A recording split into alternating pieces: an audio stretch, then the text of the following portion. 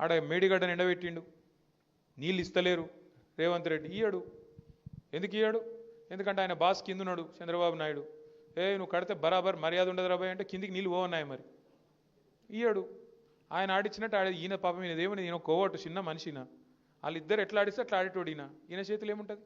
అట్లాగే ఇప్పుడు నిన్న మీరు చూసిండ్రు పక్కకు కర్ణాటకలో ఆల్మట్టి డ్యామ్ హైట్ పెంచుతుండ్రు 5 ఫీట్లు. ఒక్క డ్యాము ఆల్రెడీ కట్టి ఉన్న డ్యాము 5 ఫీట్లు పెంచినందుకు వాళ్ళు ఎంత ఖర్చు పెడుతున్నారు ఎరికేనా?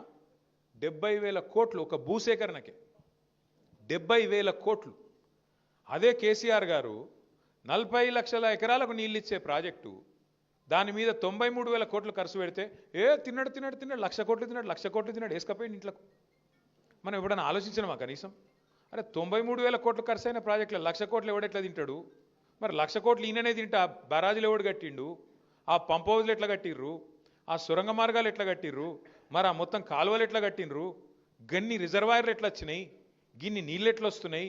ఇలా భూమికి బరువు అయ్యేంత పంట ఎడికెళ్ళి వండుతున్నది అని ఎప్పుడైనా కూర్చొని ఆలోచించినవా? ఇగో తిన్నాడట అంటే తిన్నాడు తినే ఉంటాడు. ఇదిగో పూలు అంటే అదిగొత్తో ఒక అడిగినోడు లేడు, చూసినోడు లేదు. ఎవరు పడతా వాళ్ళు ఏది పడతారు చెప్పుడు, మనం నమ్ముడు. ఆయనతో పోయి బాయిలో దుంకుతున్నామా బుందలో దుంకుతున్నామా చూసేది లేదు, పోయి దుంకుడేనే.